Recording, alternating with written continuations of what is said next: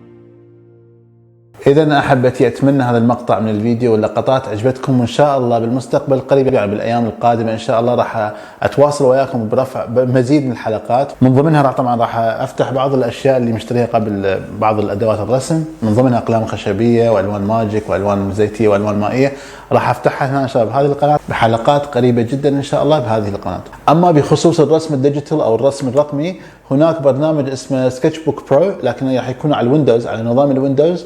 هم راح اسوي لكم حلقات يعني تعليميه من كيفيه استعمال الادوات وكيفيه استعمال الفرش والاقلام اللي موجوده في هذا البرنامج الرائع. اضافه الى برنامج اخر هم راح اسوي لكم ان شاء الله عليه دروس، اللي هو اسمه كليب ستوديو بينت. كليب ستوديو بينت طبعا هذا برنامج غني عن التعريف، يعني اعتقد ما حد سامع به، بس هو جدا راقي.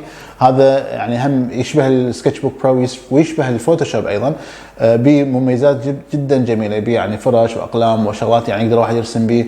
وايضا يحتوي على ميزه جدا رائعه، وهي ميزه الانيميشن، يعني 2 دي انيميشن، نقدر نرسم فيلم كرتون. وانا ان شاء الله يعني جدا جدا متفائل متطلع لهذه اللحظه. ان شاء الله راح اسوي لكم درس خاص، او احتمال نسوي بث مباشر اراويكم شلون نقدر نرسم فيلم كرتون الى 5 ثواني او 10 ثواني، اسوي لي شخصيه تتحرك او شيء، بس جدا راقي. وان شاء الله انتظروني في البث المباشر احتمال الاسبوع القادم اذا الله راد. لكن احتاج منكم شغله واحده، اللي هي اريد من عندكم تكتبوا لي بالتعليقات اسفل الفيديو الوقت المناسب، يعني يا وقت يناسبكم بالنسبه للبث، يعني حتى اعرف عدد المشاهدين ايش قد راح يصير. ولان انا احتمال احد ابث، بس اريد من عندكم تكتبوا لي بالتعليقات الوقت اللي يناسبكم حسب المنطقه اللي تعيشون بها. اعتقد في توقيت بغداد يكون افضل حتى اعرف يعني الوقت هنا عندي هنا في استراليا. شكرا جزيلا لكم احبتي المشاهدين، وانتظروني في الايام القليله القادمه. راح ارفع لكم ايضا فيديو يختص في فتح جهاز جرافيك تابلت اللي هو من شركه جامون، وان شاء الله راح اراويكم كيفيه استعماله، وانتظروني في هذا الفيديو ايضا. وشكرا للمتابعه وشكرا للجميع، يعني خاصه حضرة جنابكم الكريم انه انتم وصلتوني لهذا العدد اللي هو 23,000 مشترك، وانا جدا ممنون لكم، وشكرا للمشاهده والى اللقاء.